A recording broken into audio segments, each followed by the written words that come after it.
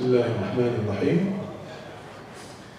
إن الحمد لله تعالى نحمده ونستعين به ونستغفره ونعوذ بالله تعالى من شرور أنفسنا ومن سيئات أعمالنا من يهده الله تعالى فلا مضل له ومن يضلل فلا هادي له وأشهد أن لا إله إلا الله وحده لا شريك له وأشهد أن محمدا عبده ورسوله أما بعد فإن أصدق الحديث كتاب الله تعالى وأحسن الهدي هدي محمد صلى الله عليه وآله وسلم وشر الأمور محدثاتها وكل محدثة بدعة وكل بدعة ضلالة وكل ضلالة في النار. We praise Allah subhanahu wa ta'ala for this day.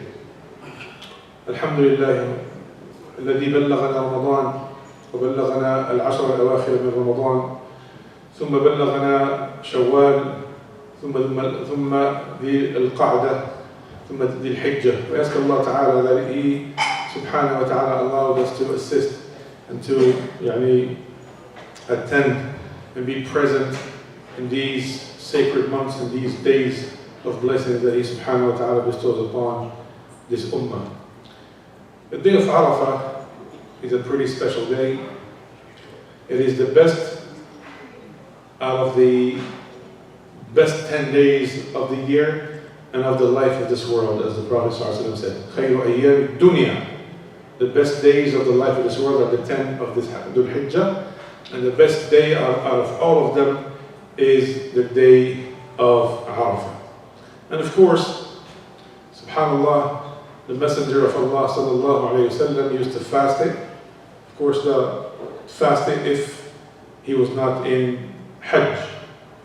فأخرج مسلم عن أبي قتادة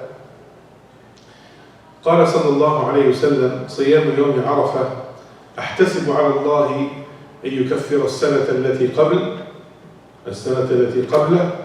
والسنة التي بعده. Ya Allah. The fasting on the day of Arafah. If you have fasted, listen closely. Prophet ﷺ is talking to you. The fasting of the day of Arafah, أحتسب على الله. Subhanallah. I count on the promise of Allah subhanahu wa ta'ala that He will expiate the sins of a year past and the year to come. Subhanallah. A good point here, you will find that the majority of these occasions where sins are expiated, that subhanallah in majority it is the minor sins. A lot of times it's specified, just like the famous hadith of Abu Hurairah. The Prophet ﷺ said, الصلوات الخمس والجمعة إلى الجمعة ورمضان إلى رمضان مكفرات لما بينهن إذا اجتنبت الكبائر.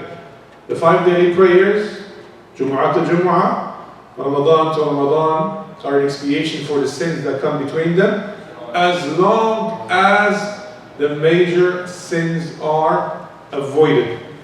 Now this hadith that I just mentioned, the previous hadith about the fasting of Arafah, many scholars seem to suggest that subhanAllah the expiation is here for both the minor and the major sins. We ask Allah subhanahu wa ta'ala to make it the case. We ask Allah subhanahu wa ta'ala to erase our sins. وأخرج مسلم عن عائشة رضي الله عنها قال رسول الله صلى الله عليه وسلم ما من يوم أكثر من أن يعتق الله فيه عبدا من النار من يوم عرفة. Subhanallah. There is no day, no other day in which Allah subhanahu wa ta'ala will exonerate someone from the hellfire more so than the day of Arafah. Allahu Akbar. وإنه ليدنو ثم يباهي بهم الملائكة فيقول ماذا أراد هؤلاء.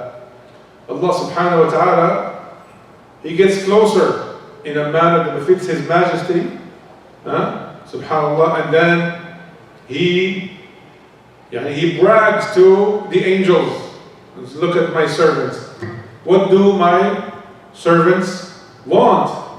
Another narration of this hadith, they say they come looking for your mercy. They're hoping for your mercy, and they want their sins expiated. Allah subhanahu wa ta'ala says, then bear witness, my angels, that I have given them what they want. I have given them what they came for. Today, subhanAllah, we had the day of Arafah, and it was a Friday. Allahu Akbar, what a beautiful coincidence. أخرج البخاري ومسلم وغيرهم عن عمر بن الخطاب رضي الله عنه أن رجلا من اليهود قال له يا أمير المؤمنين آية في كتابكم تقرؤونها لو علينا معشر اليهود نزلت لاتخذنا ذلك اليوم عيدا. One of the Jews of Medina came to Umar ibn Khattab and said, Ya Amir al-Mu'mineen, O commander of the believers, there's an ayah in your book that you read, and if it was revealed to us, the Jews, we will take that day as a Eid, as a day of Eid. Jazakallah khair. Barakallah feek. May Allah subhanahu wa ta'ala protect you from the heat of Jahannam. Say Ameen. And all of us, inshallah, everyone listening, inshallah. So Umar said, أي آية? Which ayah is this? قال اليوم أكملت لكم دينكم جزاك الله خير اليوم أكملت لكم دينكم وأتممت عليكم نعمتي ورضيت لكم الإسلام دينا. Subhanallah.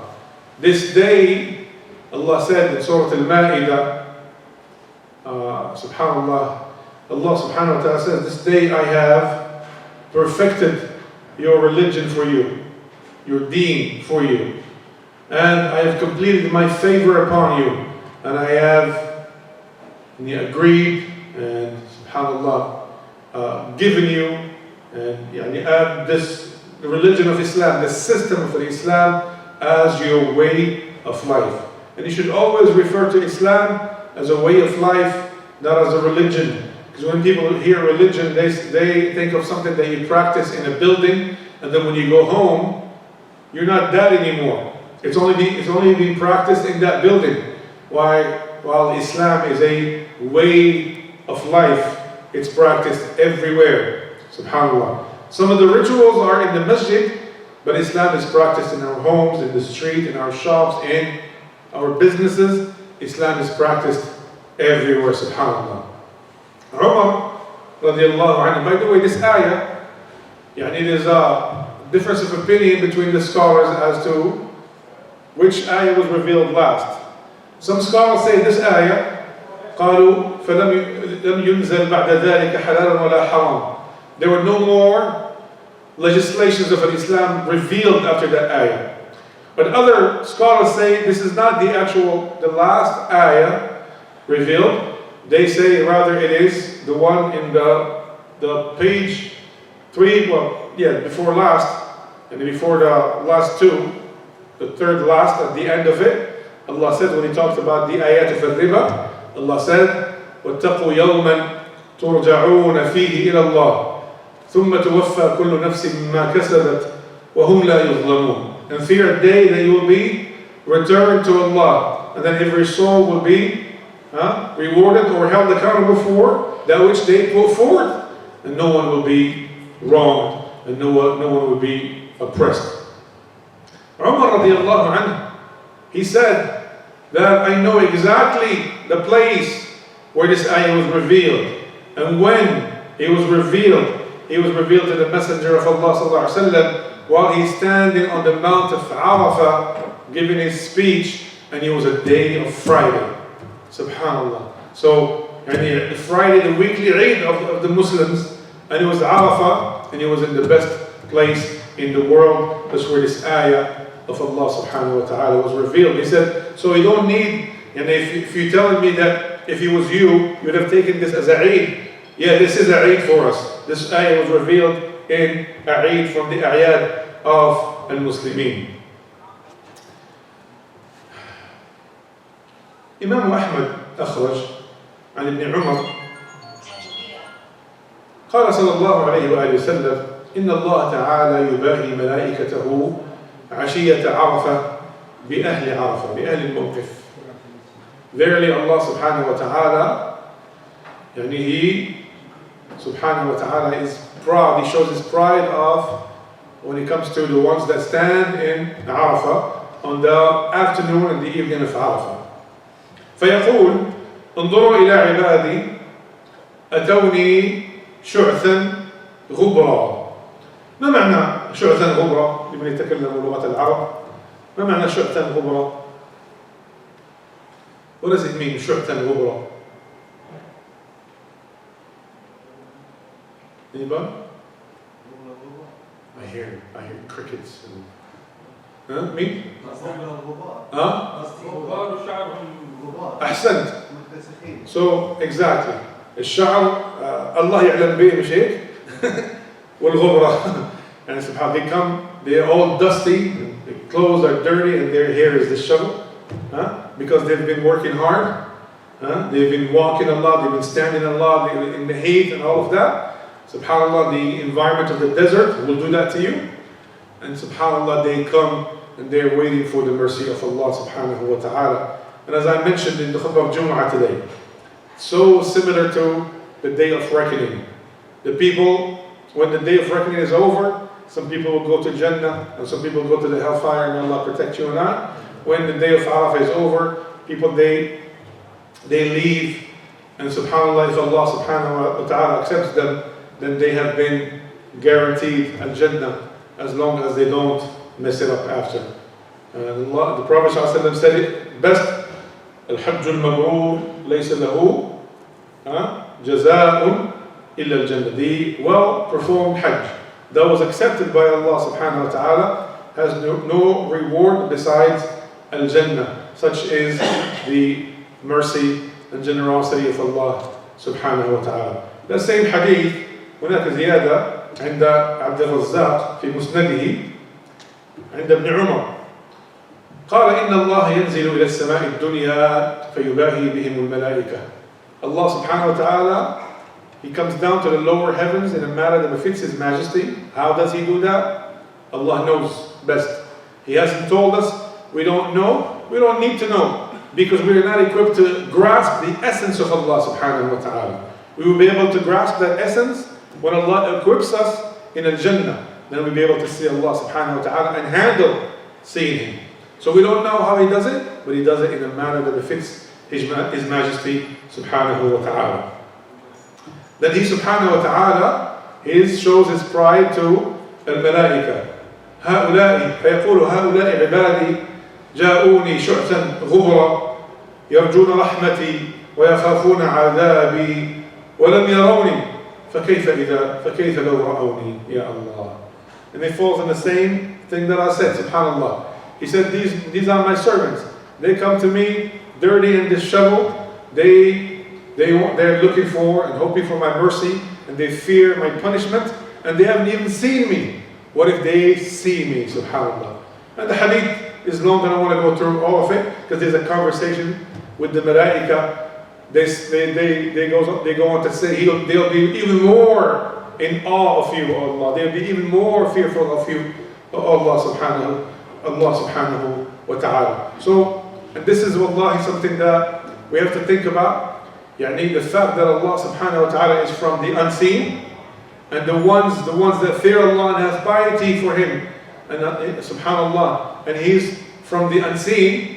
Allahu Akbar. That's what increases the hasanat and increases the status of people with Him on the day of reckoning. That's why Allah subhanahu wa ta'ala in Surah Al-Baqarah says, Alif Lam Mim, ذَلِكَ الْكِتَابُ لَا رَيْبَ فِيهِ هُدًى لِلْمُتَّقِينَ. That is a book in which there is no doubt as a guidance for the people of piety.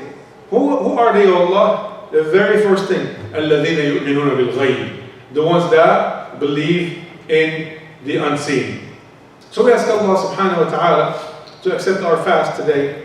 We ask Allah subhanahu wa ta'ala to accept from those that fed others today. We ask Allah subhanahu wa ta'ala to allow us to go to Hajj, inshallah, many times over, and to be able to fast in the day of Arafah and the days of Dhul Hijjah. And may Allah subhanahu wa ta'ala make us from, not make us from those that miss these tremendous opportunities.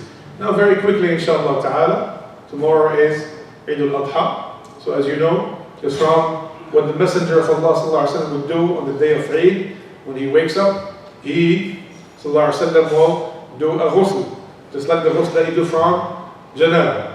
The difference between Eid al-Fitr and Eid al-Adha, on Fitr, he will take a date or 3 days before leaving the house to the Musalla, but he sallallahu alaihi wasallam in Eid al-Adha would not eat until the Salah is over, the khutbah is over, and even wait for some sheep to be slaughtered, and he asked for a few pieces to be brought from every sheep to be put in a soup, and that will be his first meal, for example. So he will delay any food, so eat first in Eid al-Fitr, but delay the food as much as you can in Eid al-Adha.